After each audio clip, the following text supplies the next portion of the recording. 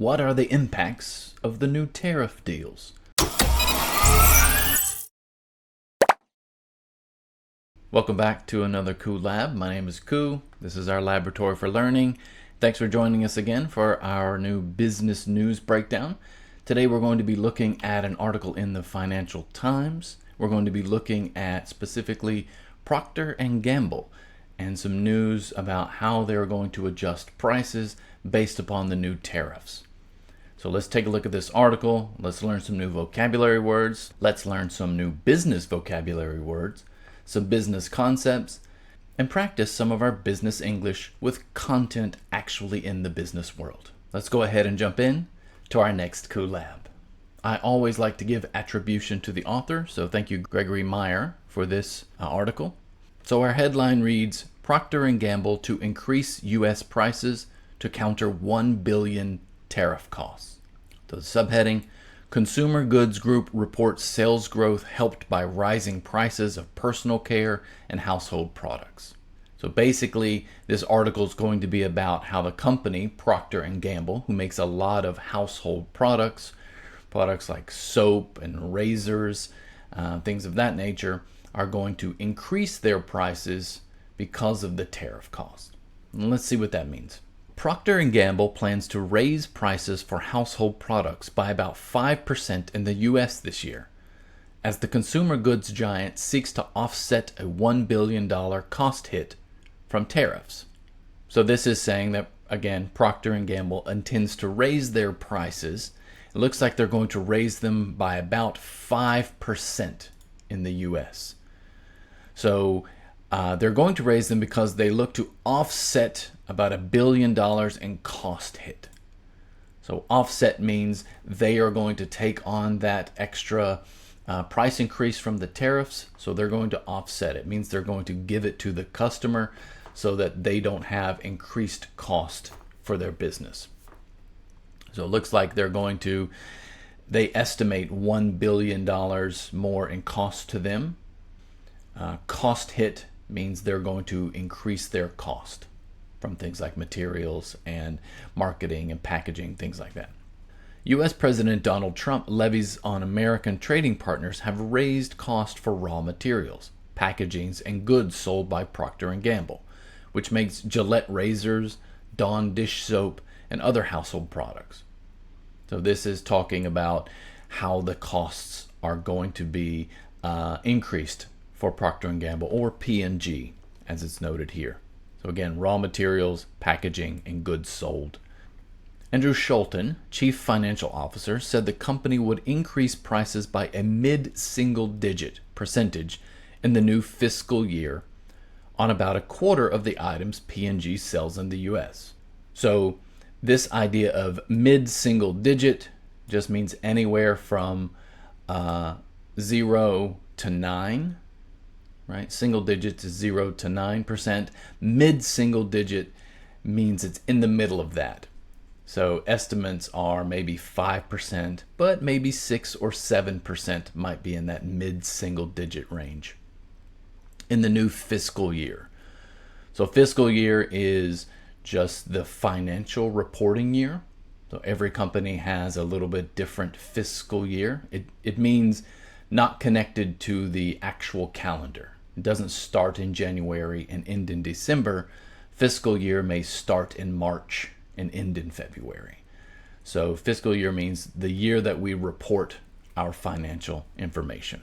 And a quarter of the items, so a quarter is 1/4 of the items that P&G sells in the U.S. Higher prices would come in part from product innovation, such as recently improved varieties of Love's nappies and Tide detergent, Schulten added.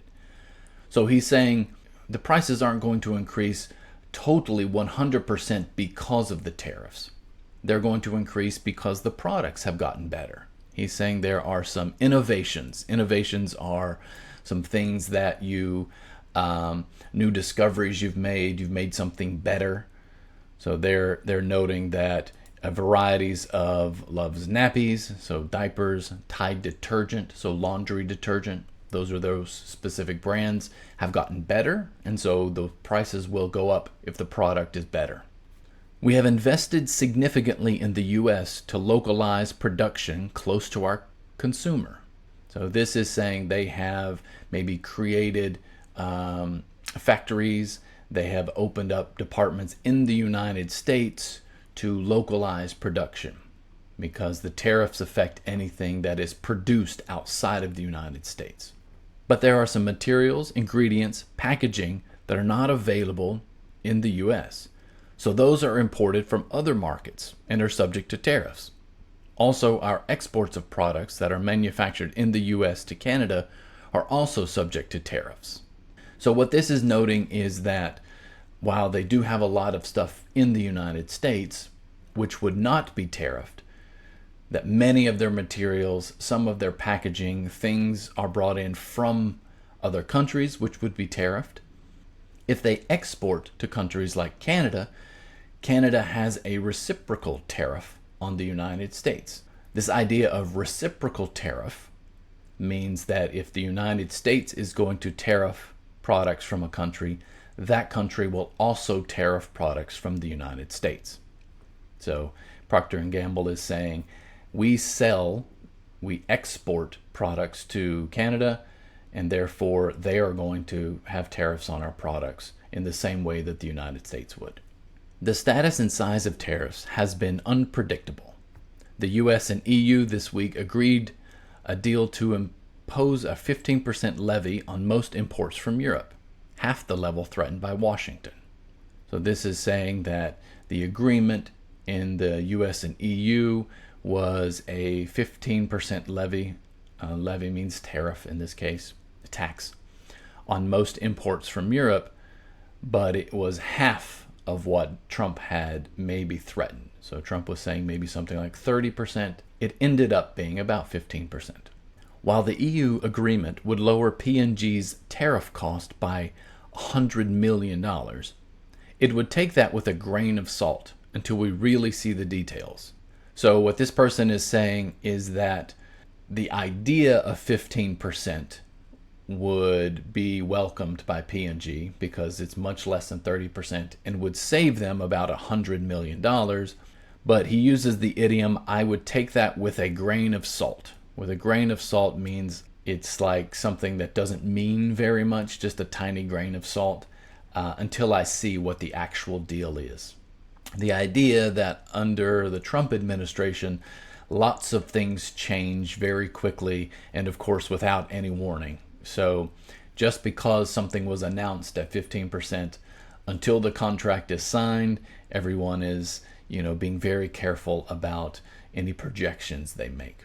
And the cost could go up, the cost could go down. So they're just waiting to see what the actual agreement is, not what is announced. Many times things that get announced by the U.S. and sometimes by other countries turns out not to be correct. The company reported net sales of $20.9 billion in the quarter to the end of June, rising 2% on the same period last year and surpassing expectations of $20.8 billion, according to analysts polled by Visible Alpha.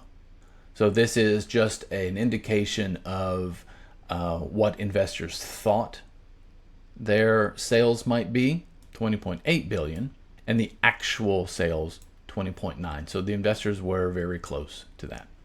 So their shares, their stock price didn't go up or down by very much.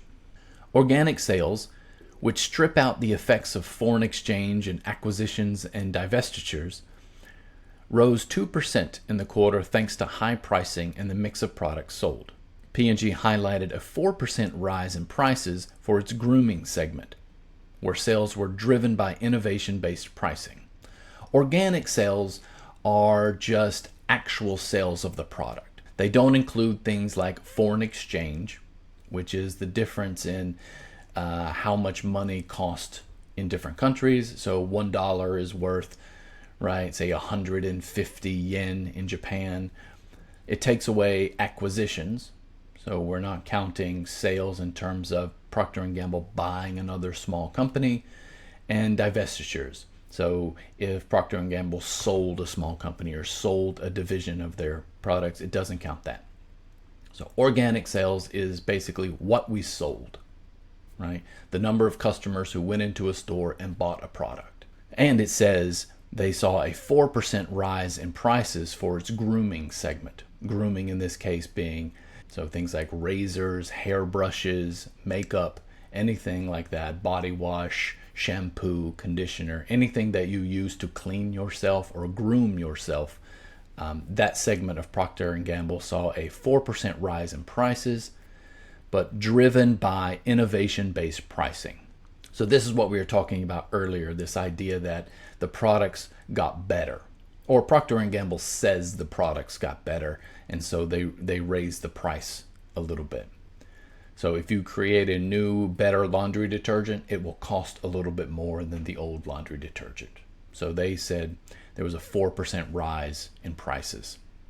The expected cost of the tariffs, which will be an estimated $800 million after tax, amounts to more than 1% of P&G's net sales of $84.3 billion in the fiscal year that ended in June. So this is basically saying that the cost of the tariffs will equal about 1% of P&G's net sales. If they projected maybe 4% growth, then that tariffs is going to take away 1%. So the chief executive said on a call with analysts that the company had been operating in a very dynamic, difficult, and volatile environment with heightened consumer anxiety with tariffs, inflation, interest rates, political and social divisiveness, or in America, divisiveness, and immigration and employment status uncertainty.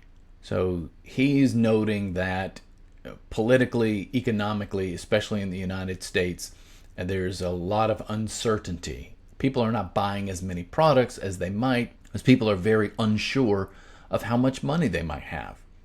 Heightened consumer anxiety. Consumer anxiety means the consumer base, the customer is anxious about how much money they might have, how much prices are going to increase, whether or not they will have a job in the future. So all of these things are affecting how much people are willing to spend or what they're willing to spend on. So Procter & Gamble is trying to navigate this with their pricing strategy.